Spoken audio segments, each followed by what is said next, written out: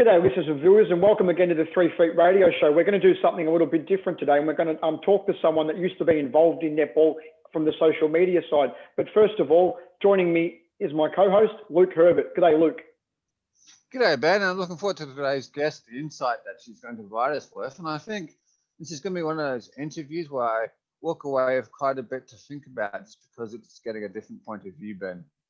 Yeah, most definitely. It's always good to mix things up on our show. And joining us today is a former employee of Netball Australia and a good friend of mine in Jen Simmons. G'day, Jen. How are you today? Hi, Ben. I'm really good and really excited to be on the show. Thank you for having me. And hi, Luke, as well. So good to have you, Jen. It's been a long time since we last chatted. First of all, congratulations on your appointment as President of Women's Sport Australia. Could you tell us a little bit about the role and the organisation? Yeah, no problem. Thank you very much for the congratulations. It's been a big week. I was elected president last Wednesday evening, so very exciting. I've been a member of the board for, this is like coming into my sort of 4th year on the board. So I've had 3 years, 2 years as just a general sort of member, 1 year as deputy chair, and yeah, now I'll step into the presidency role. So it's quite exciting. So we are a volunteer board, and we exist so that we can promote gender equity in sport in Australia for women, really. So we really want to make sure that the girls are getting as many opportunities to participate in sport as the boys are. So we do that by sort of trying to highlight the great news stories within sort of sport across Australia, by upskilling sort of the workforce, making sure there's leadership and mentoring programs for women working in sport. And we try and put ourselves into those conversations with sort of different government and different lobby and sort of advocacy groups, so that we ensure that like gender equity is really one of the big priorities that we're all working towards in sports.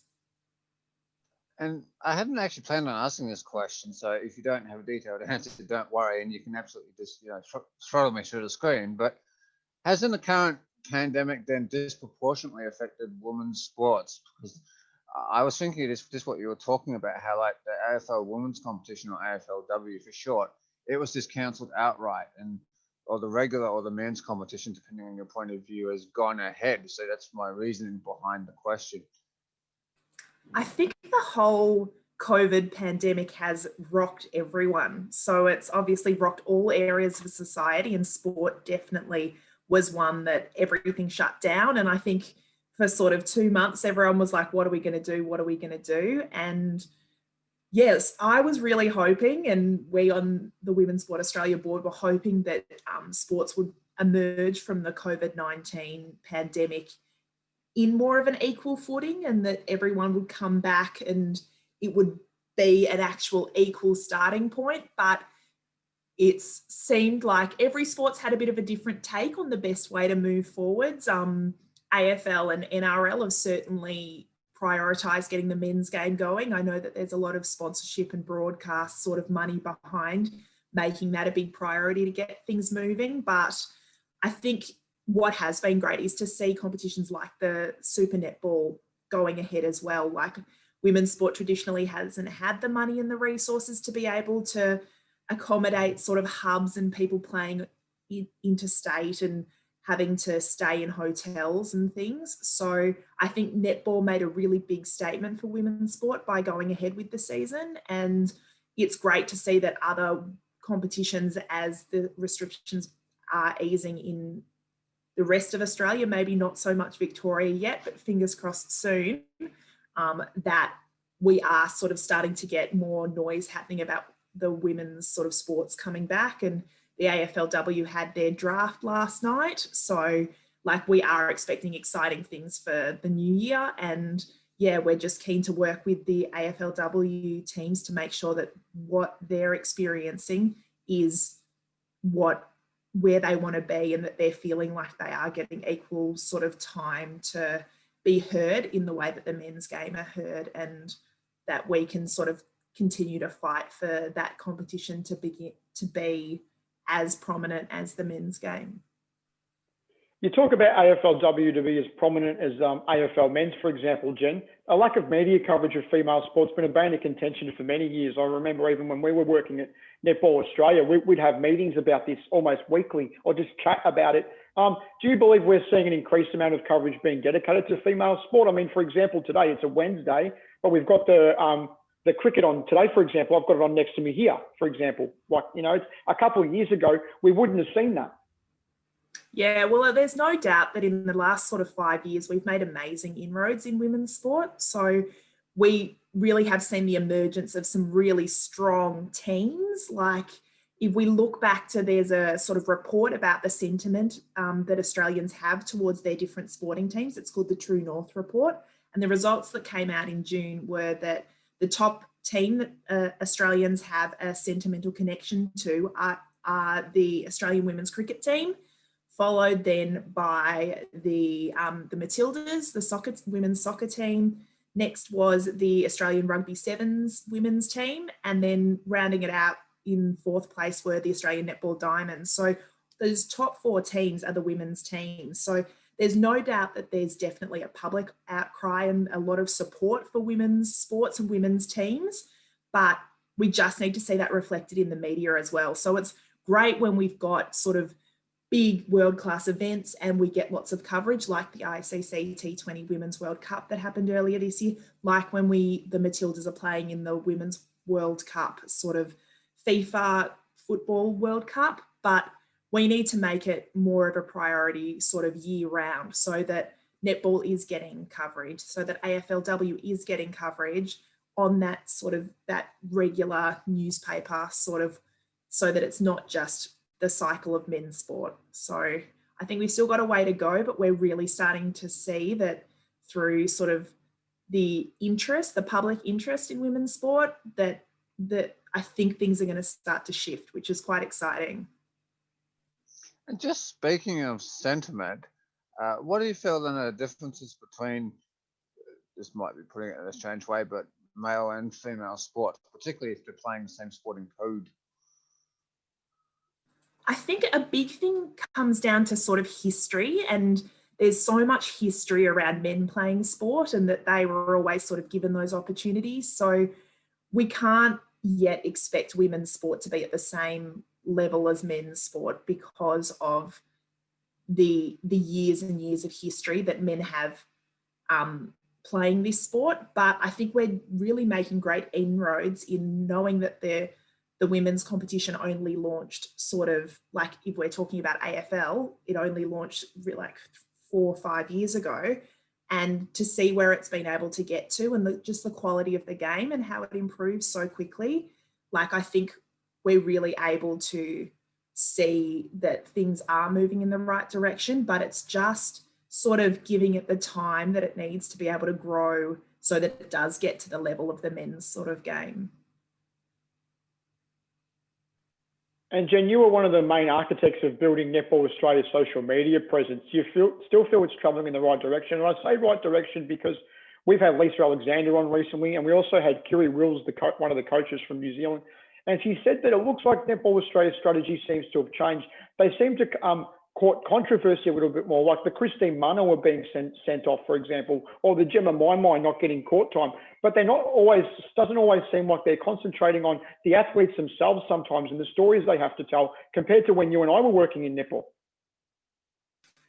I think it's a really interesting sort of analysis. Like, I think, I was at Netball Australia at the time of the ANZ Championship, so before the Suncorp Super Netball League was put into place. So I think social media was really just emerging back in 2013 when I was there, and I was sort of creating those different voices for the ANZ Championship channel, the Netball Australia channels, and then the Australian Netball Diamonds channel. So it was quite different sort of briefs. I think definitely what I've seen is that, especially in the last sort of 12 months, ANZ Championship, we did things sort of quite by the book and we didn't want to ruffle any feathers, but I definitely say that Suncorp Super Netball, there's been a lot of feather ruffling, like especially what stands out to me is the 2-point shot. Like, that sort of came in and there was a big uproar about, like, not all the valid sort of consultations going into place, and sort of players being unaware that these rules are going to sort of change, clubs being unaware that they were going to come in, so maybe they didn't have the right sort of shooter setups with people who can do the 2-point shots. So I think I can see why it is good to stir the pot, because that's where we're getting the media coverage for women's sport at the moment. We're just, the game should be able to stand alone in the athleticism of the sport, but in order for us to break through and get media time, we need to have these sort of controversies so that we speak about women's sport. So I think it's been an interesting example of sort of how you can sort of push the boundaries a little bit with your sort of social strategy and your media strategy to get sort of coverage. But when we look at the sentiment, and if you've got players that aren't exactly aligned with what the league are doing, that's maybe not the kind of media coverage that you actually want in the end. So yeah, I think it's definitely been an interesting one, but like, all power to them. I think netball's still one of the absolute #1 women's sports in our country. So I think that they're doing a fantastic job, and like, it's been a tough year for everyone in sport to cover anything really. So like, to get sort of media cut through and to have the Super Netball season go ahead has been incredible. So it's been really, really great to have it all take place. I just want to come back to a point slightly you made about that women's sports don't have the same history as men's, which I can't argue with then. But in order to sort of build up that history, then, is one way of doing that, if people have kids or nephews or nieces or extended family that are younger, do you then just like bring your younger members of your family, say, to a AFLW game, and then they basically grow up watching those sports, and they, in the same way I probably grew up watching the men's regular game of AFL or Australian rules football, depending on how accurate you want to be. You then basically create a new, well, to sound nerdy, a new norm for the next generation of people. No, I think you've totally hit the nail on the head, Luke. It is about creating a generation that can see women in prominent positions in sport. So we often sort of use the mandate, you can't be what you can't see. And when I was growing up, I couldn't see any female AFL players. So I didn't really think there was a pathway for me to be able to do that. So a lot of sort of female netballers, so hence I did netball as a child, and sort of I now work in gymnastics, and it's another sport that was a traditional female sport. So they were sort of your options as a child to do those ones. But now, like, there are so many more opportunities, and young girls can actually see females at the top of their game. They can see Sam Kerr, they can see Ash Barty in tennis, they can see like Elliot Green in sort of rugby sevens and rugby. Like, there's so many more opportunities to look up and have role models that play sport. So I think that that is a key thing. And as I'm really hoping that, like, historically, like our parents' generation, they didn't see women playing sports, so they don't think to prioritize it. Whereas like our generation are now seeing that. So as we get into the top jobs as editors of papers and we're CEOs of companies, we have that understanding about that gender equity. So that is just naturally going to shift. And when it comes to our parents' generation, they're always going to have seen women in sports. So I think that's when we're really going to see that parity. And Jen, you mentioned gymnastics. You currently work at Gymnastics Victoria. How did you find your way into that role, and what kind of media communication strategy would you use for a sport that traditionally only really receives a lot of coverage during a Commonwealth Games or an Olympic Games? Yeah, so I have been with Gymnastics Victoria now for almost 4 years in November. So it's gone quite quickly. Yeah, I still call myself a new to gymnastics kind of person, because so many people and so many members of the community have been in gymnastics their entire lives. But yeah, a bit like sort of any job, I saw the job application on Seek or Sports People or one of those sort of sites. And I'd previously, after Netball Australia, I'd worked with Racing Victoria, and then I'd also worked with the Melbourne Rebels rugby union team. So I was looking for that next challenge in my career, and this was a marketing and communications manager job. So I'd always been sort of like senior coordinators and sort of a digital communications manager, but this was probably a bit of a step up for me. So yeah, I applied and obviously impressed them, sort of did 2 interviews, and then they were sort of like, oh, you maybe don't have the sort of managerial experience, but we're willing to take a punt on you. And yeah, I've sort of never looked back. So I was just a one-person marketing and comms team. And then I've been able to grow the role to have a marketing and communications officer work with me. So yeah, it's been a really, really great process. And then I've grown the role across the few years. I now manage our corporate events, and I also manage our commercial partners. So I'm now a general manager of marketing and commercial. So yeah, it's been a really interesting journey, but I think you've hit the nail on the head there, Ben, that like we do struggle to get coverage of our sport in gymnastics. It is an Olympic and Commonwealth Games sport. So we got some great coverage during the 2018 Commonwealth Games. So Alex Eade, who's one of our Victorian gymnasts, she won a gold medal on floor. So that was a huge thing for us. But yeah, it's much, much harder trying to get sort of year-round coverage of gymnastics. And we really find that as a state sporting organisation, we can talk about our athletes that go to international competitions, and we can speak about the national teams and our Victorian state championships, but it isn't usually something that the papers are going to want to pick up. So we've had to sort of make sure that we've got strong communication channels ourselves so that we can give our community the information that they want to see. And we know that when we are able to put people forwards for sort of industry awards, so a bit like the Victorian Sport Awards, we'll try and make sure that our community are recognised in those broader senses, because in our community, we know how great our athletes are and our coaches are and our judges are, but we find it hard to get sort of any broader recognition. So we're always looking for new ways to be able to do that.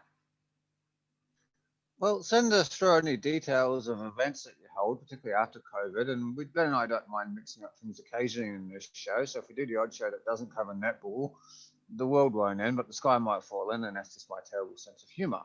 But getting back to a more serious topic, then, and this is a kind of blunt question, and I don't really know how else to ask it, but then in your experience, the experience of other women you've met, in terms of just the employment markets, do you find that then it's less likely that someone in a job interview process will take a punt on a woman when they're not quite 100% sure if it's the right hire or not? I don't think it's actually down to the organisation. I think it's often just the psyche of the women themselves who apply for jobs. Like there's a lot of research that's been done that like a man will look at a job description and he'll see, oh, 60% of that stuff I can do, so I'm going to apply for the job. Whereas a woman will look at the job description and see 95% of it that she can do, but she'll struggle with that 5%, saying, listen, I can't actually do that, so I don't even know if I should go for the job. So I think it's just, we need women to back themselves more and to know what they can bring to the role. Like, for example, when I went to Netball Australia, Ben, and that role, they really wanted someone with video editing skills. And I was like, I don't have those skills. I'm happy to learn and I'm a quick learner, but I do not have them. So I'm sorry, I'm going to call that out in my first interview, but these are the things that I can bring to the role. And if you want me to learn that skill, then I can, but I know that I can bring you sort of everything else. So I think it's, yeah, like there's some really good things that are happening in women's sport to really develop a fresh sort of group of leaders coming through. So especially here in Victoria, we've got the Office for Women in Sport and Recreation, and they run sort of Change Our Game scholarship programs to help women sort of advance through the sort of network. And we have our Women's Sport Australia sort of mentoring programs for women who are sort of in their early careers or mid-level careers. And we've also got leadership courses for like women that want to do more in the leadership sort of space. And I think a lot of that is just about retraining your psyche and knowing what you can actually bring to the role as a woman. Like you've got like a different perspective to men, and you can really sell that as a benefit for a role. So yeah, like I think that there is definitely a cry out for more women in senior leadership roles. And I think we're starting to be able to nurture our community enough to really have women stepping into those roles and following in the footsteps of your Marnie Fechner's and your sort of Kitty Chiller in gymnastics, and just women who are in those leadership roles, Lee Russell at Swimming Australia. So yeah, I think it's it's fraught with danger, but I think we're starting to get there and actually back the qualities that a woman can bring to a top job. Jen, you spoke about not having the editing skills, but it did help that we had a whiz at Netball Australia in Tosha McCaw. Tosh was absolutely amazing, and you and I did work together at Netball Australia for a while. What is some of your memories of all of us working together back then, and our team, ably led by Karen Phelan and Chris Goddess? Yeah, I look back at my time at netball and I absolutely loved it. It was a great 18 months that I was there. We had a really fun crew of people. Like we had, like Brad VD on the design, and then Brad Green pumping out stories. I can't believe how many stories that man could get through. So crazy, wasn't it? Yeah, we had a great sort of working team, and yeah, I really, really look back at that sort of marketing comms team fondly. That was the first sort of like job in sport that I had. It was sort of my first sort of key full-time role after sort of studying. So yeah, I look back and I'm like, that was just such a great team to work in. And since then I've worked in lots of different teams, and it's still one of my favorite working teams. So it's definitely been, it's an experience that I've really enjoyed. And actually I got to work with Chris Goddess again at the Melbourne Rebels. So he was our media manager and I was sort of senior associate of marketing and comms. So yeah, we continued the old connection, but I still like really have fond memories and Facebook friendships with all of the teams. So it's definitely been a great place to start my career. Did you happen to run into Demelza Fallows at the Melbourne Rebels? She worked there for a time, and we interviewed her recently. Oh, did you? Yeah, I did work with Dee. So yeah, she was in the events team as well. So yeah, we had a bit of a netball presence at the Melbourne Rebels. So me, Chris, and Dee. So yeah, like she was great though. And then I know that she's been doing some stuff with, I think, Fiji rugby or something like that. So yeah, very, very interesting. But yeah, it's funny the people you come back into contact with. I've actually been doing some work at Gymnastics Victoria with Sarah Wall and sort of NetFit and just understanding what that means and everything. So yeah, really, really nice to have that netball community to sort of fall back on, and you never fall too far because I'm still in contact with a lot of people, and yeah, everyone sort of remembers you. So it's been a great community to be a part of. And you talk about NetFit. Sarah obviously had the end of her netball career and she was thinking about what she could do next, and she did NetFit. And just look at the amazing 24-hour thing they did with the INF, International Netball Federation, over the weekend. And that's gone strength to strength. And I think COVID's been a real positive for Sarah. I think they had like 1 million hits on the views of all their workout videos. It's crazy. Yeah, the growth of the NetFit platform and program has been incredible. I've spoken with Sarah at length about it, and it's definitely one of the success stories of COVID, and the way that Netball Australia have been able to adapt that and provide that to their members as a service to keep everyone fit and healthy and engaged with netball at a time when you can't actually be playing each weekend. It's been incredible. So full credit to her and what she's been able to do. She's brilliant. And just switching to a less serious subject, but still a good one. Can you tell us about the dancing you do away from your sort of full-time or your employment, and how did you get into it? This is going to be quite a fun topic, I think. No, of course. So I grew up playing netball and dancing. So they were my two sort of different sports. And like the common netballer, when I was about 16, my knees started sort of sliding out and having a few issues. So I needed to give up the netball. So that was a bit of a devastating thing. Otherwise, I could well be playing for the Vixens in the grand final in a couple of weeks, probably, because I was that good. Probably not. So I continued with my dancing though, because I could sort of monitor my knees through dance and was just sort of in more your jazz and hip hop and stuff. So I loved that all through growing up. And then when my local school needed a dance teacher, so I did some training and became a dance teacher just for kids sort of jazz dancing. And then the Zumba craze hit and I became a Zumba instructor for a little bit. And then I've taught a few different other dance styles, but I really got into my rhythm with a company called Bay Dance, where we did all Beyonce style dancing. And yeah, I loved that. We learnt the single ladies dance and we learnt the crazy love dance and all of Beyonce's sort of incredible dance choreography numbers we would learn as teachers, and then we teach them to students. So that was a really great sort of 3 or 4 years teaching for that company. And then I decided that I could probably sort of do my own thing and set up my own dance school and just sort of teach other sort of really iconic kind of dances. So I've done a bit of Backstreet Boys, I've done a bit of Britney Spears, a bit of Justin Bieber. So just, yeah, teaching sort of beginner adult style classes just to people who haven't really done too much dancing before, but just wanted to actually get out and give it a go. So it's been really, really fun. I don't teach regular classes anymore, but I do odd sort of party gigs, hens parties, birthday parties and things. And I do a big market of a lot of my friends with wedding dance choreography. So just sort of your standard sort of waltz and swaying and a few different things like that.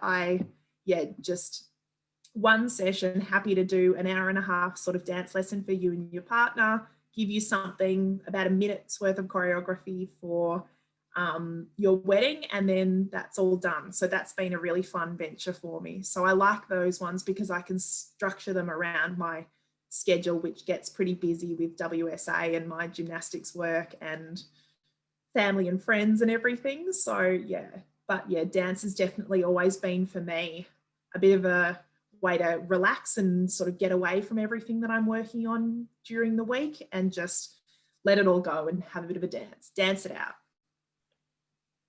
I think I vaguely remember in the lunchroom one time, Jen, you were trying to teach us all how to dance, and I think me and Brad VD did not know what we were doing. I think we had to leave feet at the time.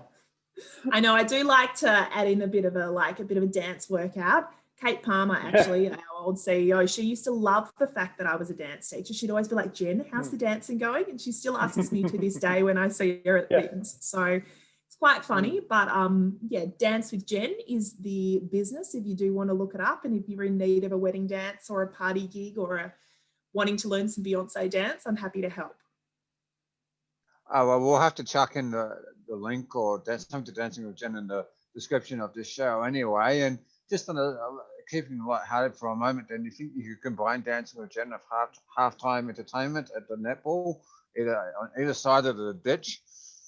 Well, my biggest, funniest thing is that I really say my claim to fame was that it was my suggestion to get Timmermatic for the 2013 grand final for ANZ Championship, which was in Adelaide.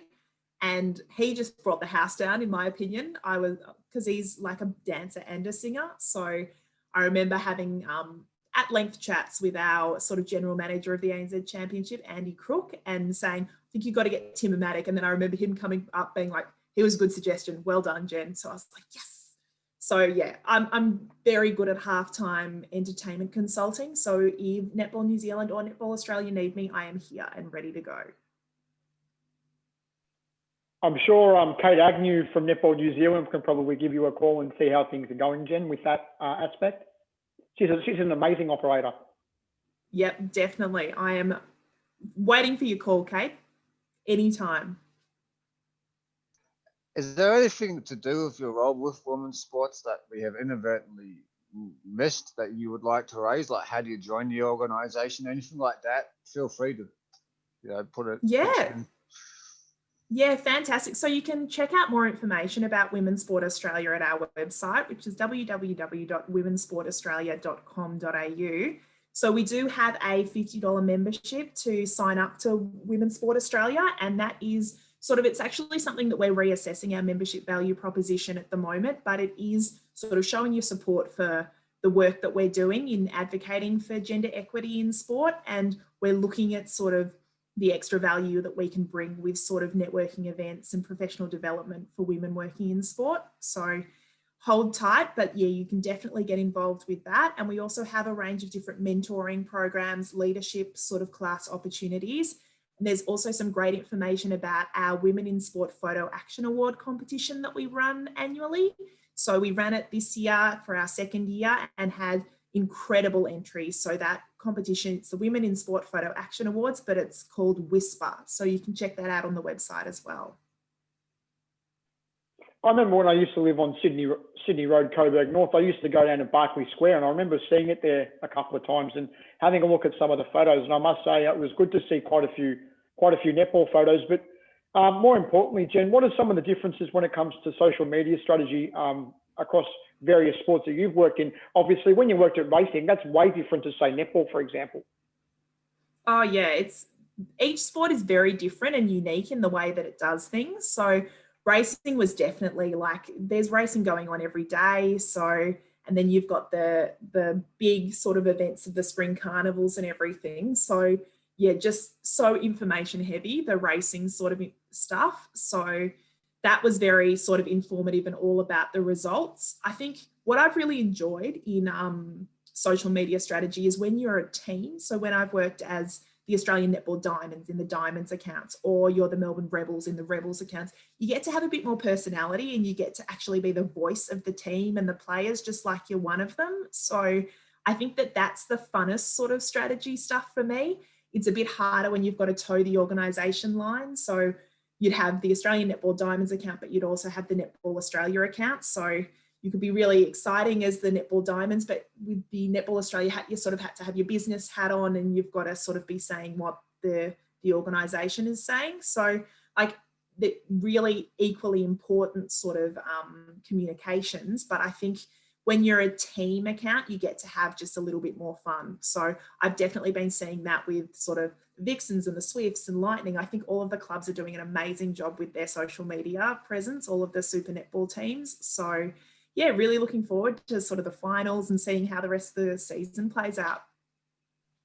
All right, Jen, thanks very much for joining us today. It's been a long time between drinks, a former work colleague of mine, and you provided a bit of a good insight into the social media strategy, because you always look at social media, but you don't always see what goes into it. And hopefully we catch up again soon.